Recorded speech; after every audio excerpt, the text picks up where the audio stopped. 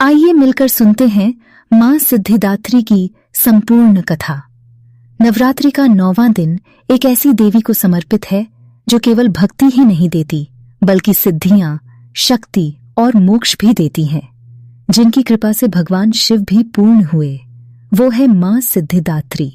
यह कथा है जब ब्रह्मांड भी नहीं बना था, जब चारों ओर केवल शून्य ही था, तब केवल एक ही शक्ति थी, आदि शक्ति। उसी आदि शक्ति का एक रूप मां सिद्धिदात्री है। सिद्धि का अर्थ होता है अलौकिक शक्ति।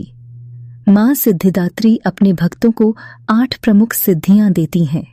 अनिमा यानी सूक्ष्म होना, महिमा यानी विशाल होना, गरिमा, लघिमा, प्राप्ति, प्राकम्य, इशित्व और वशित्व। एक समय जब भगवान शिव ने मां सिद्धिदात्री की कठोर तपस्या की, वे इन सिद्धियों को प्राप्त करना चाहते थे। मां उनकी भक्ति से प्रसन्न हुई और उन्हें सभी सिद्धियां प्रदान की। जब मां ने भगवान शिव को यह सिद्धियां दी तो उनका आधा शरीर देवी के स्वरूप में बदल गया और उसी क्षण वो बन गए अर्धनारीश्वर, आधा शिव और आधी शक्ति। इस प्रकार मां सिद्धिदात्री ने सिद्ध कर दिया कि शक्ति के बिना शिव अधूरे हैं और शक्ति ही सृष्टि का आधार है। मां सिद्धिदात्री केवल सिद्धियां ही नहीं देती बल्कि जीवन को पूर्णता देती है। जो सच्चे मन से मां की पूजा करता है उसे तो सब कुछ प्राप्त हो जाता है। मां सिद्धिदात्री का स्वरूप बहुत ही सुंदर है।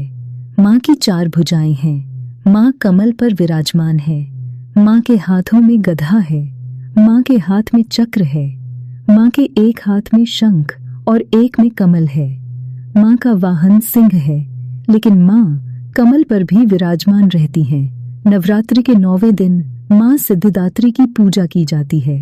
मां की पूजा के लिए सुबह स्नान करें, साफ और हल्के रंग के वस्त्र पहने, मां की प्रतिमा या चित्र को स्थापित करें, उन्हें गंगा जल अर्पित करें, मां के सामने दीपक जलाएं।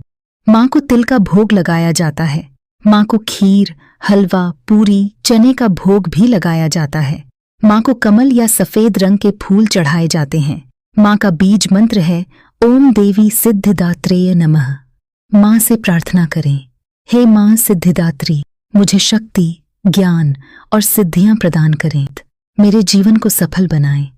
मां सिद्धिदात्री सहस्त्र चक्र से जुड़ी है जो कि पूर्णता, आत्मज्ञान और मोक्ष देता है। मां को प्रसन्न करने के लिए सच्चे मन से मां की भक्ति करें, ध्यान और साधना करें और अहंकार को त्याग दें।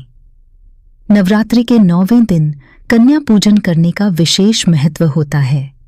इस दिन दान, पुण्य और ध्यान किया जाता है। नवरात्रि के अंतिम दिन मां सिद्धिदात्री हमें सिखाती है कि जब भक्ति पूर्ण हो जाती है तो जीवन भी पूर्ण हो जाता है। तो यह थी मां सिद्धिदात्री की कथा। आपको आज की यह कथा कैसी लगी?